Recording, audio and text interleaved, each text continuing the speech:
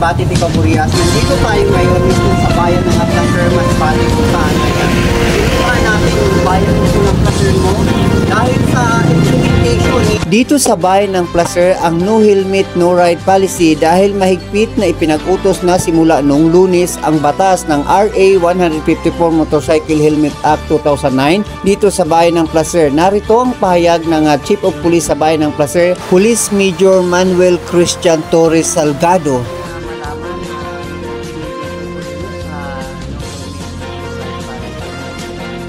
Hindi po, meron na rin talagang matagal na po itong batas po natin, itong RA 154, ito po is also known as Motorcycle Helmet Act of 2009. So i-implement lang po natin na medyo stricter kasi as I observe po, medyo marami-rami na po ang na-aksidente gamit ang motorcycle din, mga head injuries po nila. So as a law enforcer po dito, medyo strict po natin para rin naman po sa kapakanan po ng mga taga-Placer po yung gagawin natin. Kasi marami po yung natutuwa yung mga... So ano po yung nakapag-control sa inyo? Also coordinated din sa ating local government para po sa implementation. In partnership din po kasi siyempre ang gusto rin ng ating mga officials from the local government is the safety of ng mamamayan po sa kanilang nasasakupan. So kami as a police, we are the implementer. So implement po natin ng stricter para rin po sa safety at security ng ating mga kababayan dito sa Placer.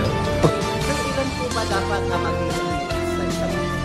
According sa law po, all motorcycle riders, including driver and passengers po.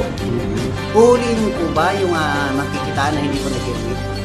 Yes po, we will issue citation ticket po sa kanila kung mahuli po sila ng mga violations. Ano po yung mga violation na nakakarapin? Depende po yan. Kung upon checking po, wala po silang lisensya, wala silang registration, may possibility po talaga na and masama po yun sa issuance sa citation ticket.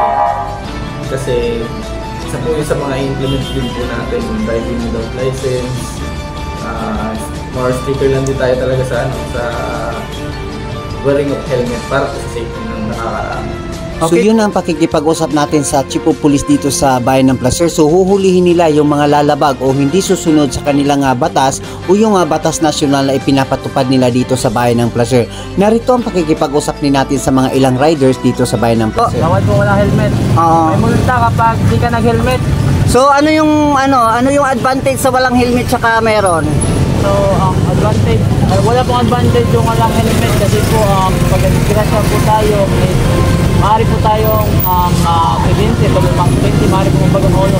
Katulad ng may helmet, may protection po tayo sa tawas sa ating ulo. So okay lang sa inyo yung implementation ng ating PNP dito sa bayan ng Placer? Opo, okay na po. Okay po ba sa inyo na nag-helmet kayo dito sa bayan ng Placer? Opo, pero para safe na bawat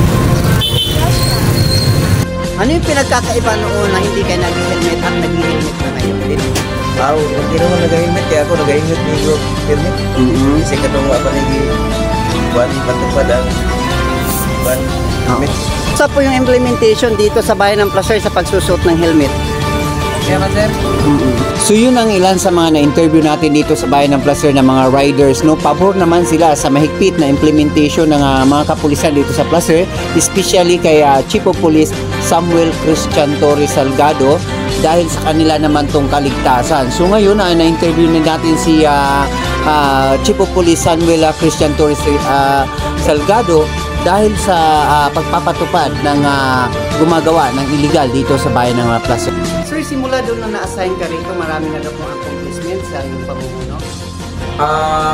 Ginagawa lang po natin yung mandato natin dito sa bayan ng Placer to maintain peace and order po sa community.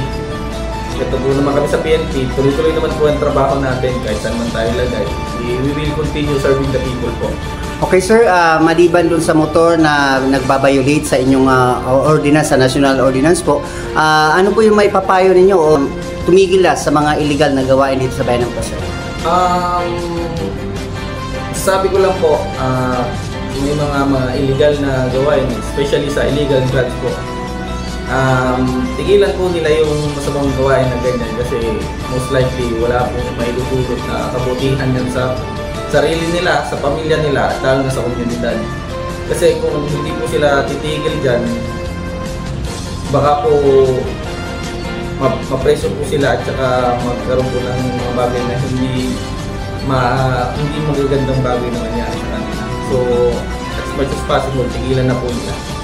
Ayun nga yung nakausap natin ngayon, no, si Chief of Police Manuel Christian Torres Salgado dito sa Bayan ng Placer, at nabanggit din natin yung tungkol sa darating na halalan ay sila handang-handa na, nakipag-meeting na sila sa AFP at saka sa COMELEC para sa paghahanda na ngayong darating na kampanya nitong 2025 midterm election.